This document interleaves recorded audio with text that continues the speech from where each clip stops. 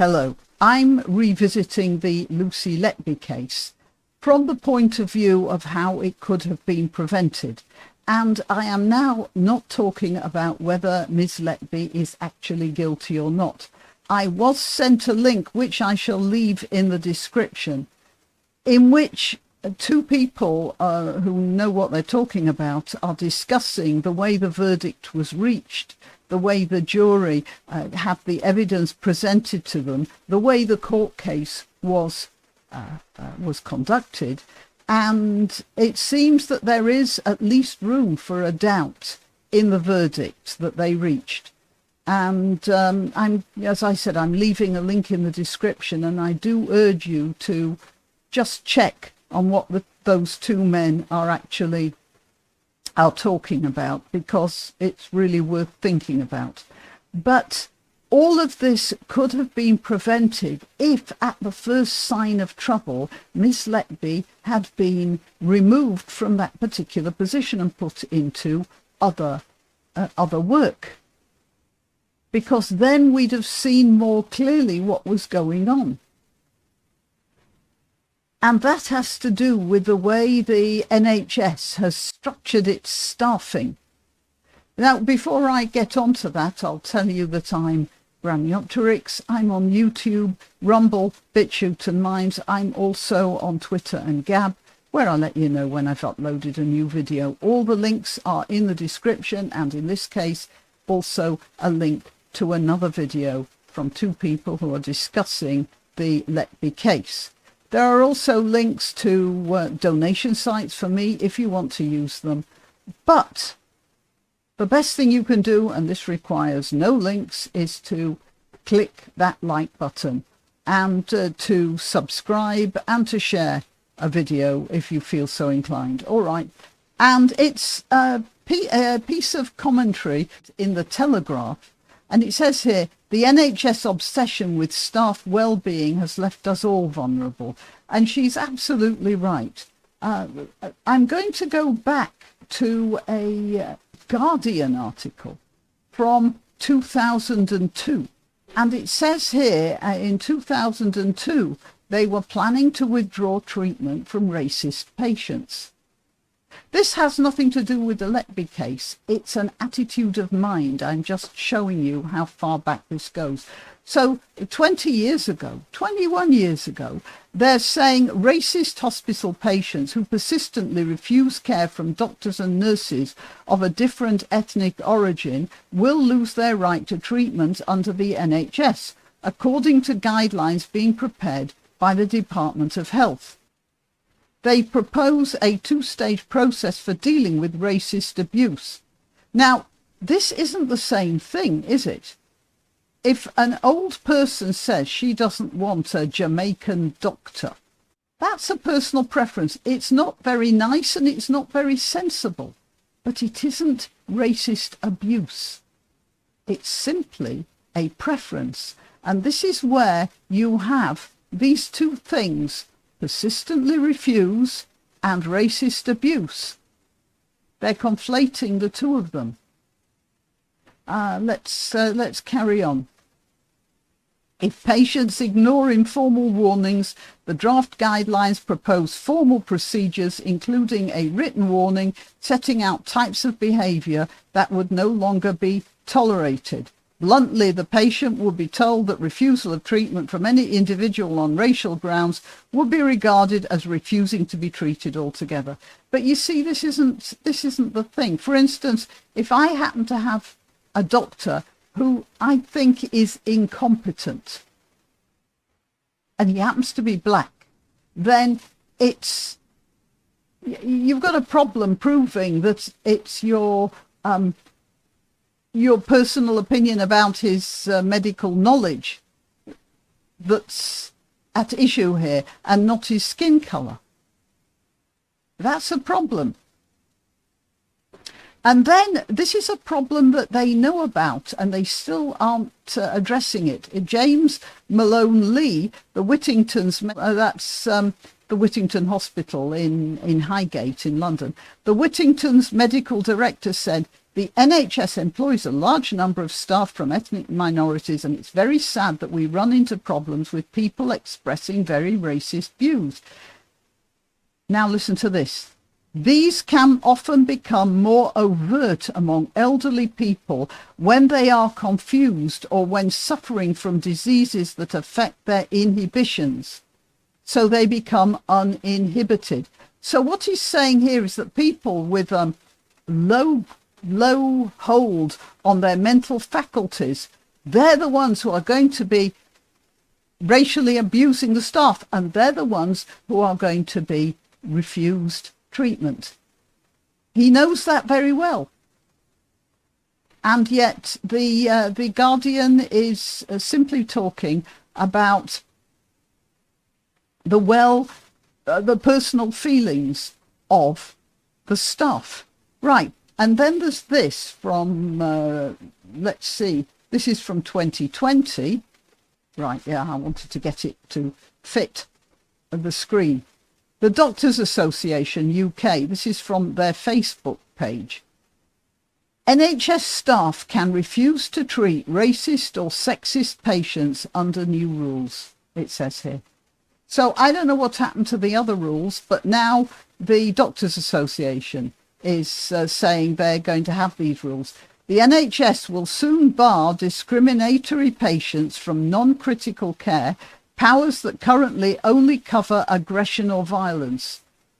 So obviously the other rules were changed so that it was just a matter of aggression or violence. Now it's simply being insulting.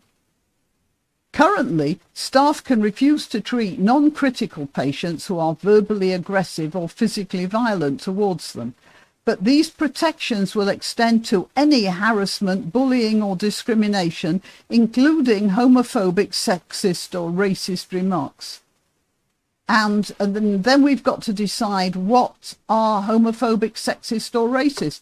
And now we're down to personal opinions about what constitutes homophobic. For instance, if Posey Parker had been beaten up by some trans so-called woman and was in hospital, and she said, I was beaten up by a man in a woman's dress, somebody in that hospital can take offence at that and say she's being transphobic. Well, in this case, they don't mention transphobic, but they'd get in there anyway. And then the final comment here is, being assaulted or abused is not part of the job, he said. Well, I'm afraid it is. Because assaulted, yeah, you shouldn't be assaulted, fair enough. But even being assaulted, you get somebody to hold the person down and you treat them, because you don't know why they are being so aggressive.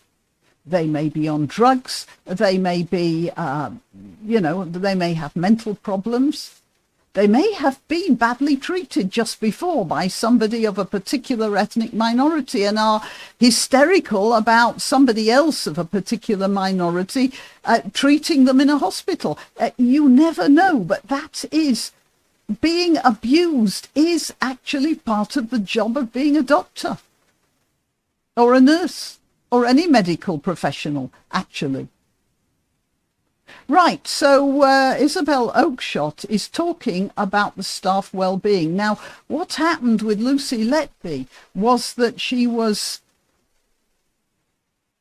suspected by the staff of doing harm to the patients under her care. In this case, a very, very sick and vulnerable tiny babies. I mean, you can't get worse than that, can you? And she was suspected of carrying out these awful crimes, and it was reported to the administrator, and this is where it all went wrong.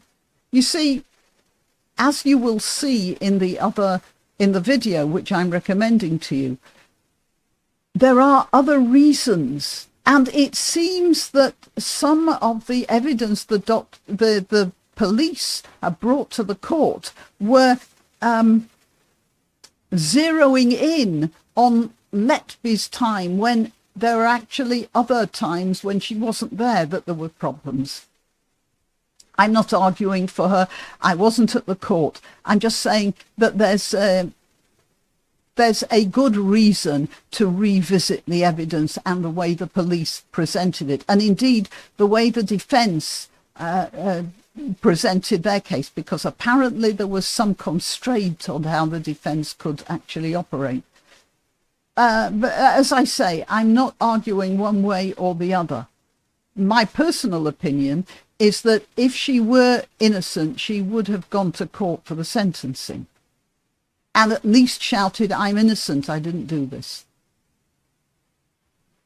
So that to me is a sign that perhaps she really is guilty. But as I say, there could be an argument in favour of her as well. So I'm just not going into that.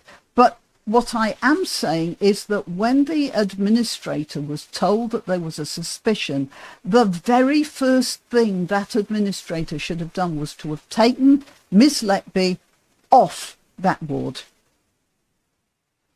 That would have immediately sorted the problem. And it should have happened much earlier as well. But it seems that there was a fair amount of chaos in that ward. I'm looking at the other video now. So whether the chaos that happened gave Miss Letby her chance, or whether the chaos caused the problems, the administrator should have checked that out and didn't, because the administrator was more concerned with the well-being, the personal feelings of that nurse than she was with actually running the hospital. And this is what Oakeshott is saying. Creeple is similar to the kind of messages found on kindergarten walls. The NHS people promise. Yeah, always people, isn't it? The People's Republic, you know quite well what sort of a government they're going to have, don't you? Well, the People's Promise, it's the same thing. A series of platitudes designed to make staff feel good about themselves. And this, the reason I brought these historical comments about the staff not having to suffer abuse, racist abuse or whatever, from patients, it's part of the same attitude. You're in the hospital and you are there not to be offended. It's not that, damn it, you may be offended, but you are there to cure patients. That's not the attitude anymore. So originally, the administrator was trying not to offend Letby, or sticking with this mindset that you can't offend one of the staff. Anyway, in this workplace utopia, everyone from cleaners and porters to doctors and nurses is entitled to a simple thank you for their day-to-day efforts, as well as formal recognition for their dedication as part of a caring community. And that's the word, caring. If you're caring, then if somebody is old, confused and racist, you won't mind.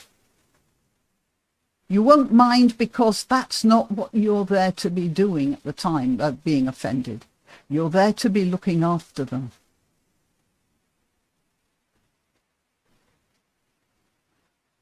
As the dreadful case of Lucy Letby appears to show, instead of disciplining bad staff, some NHS managers fret about their well-being. And that's it. We don't know. And there is a doubt about whether Letby is bad staff or just unlucky.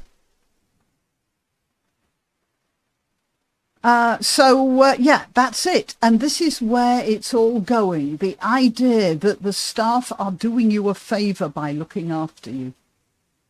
And therefore you have to be very, very polite to them.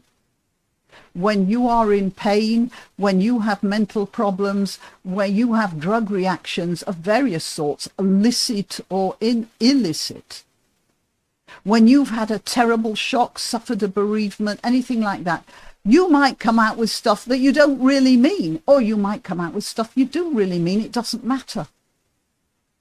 You are at your when you're in a hospital, generally speaking, you are at your lowest point.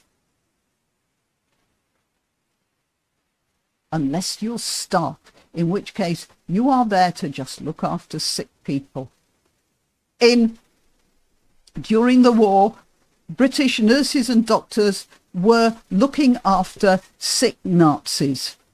I'll bet you they had horrible ideas about race and even gender. But they looked after them. They just got tough and got on with it. And that's why this Letby case got to the state it did, one way or the other. Okay, well, till next time.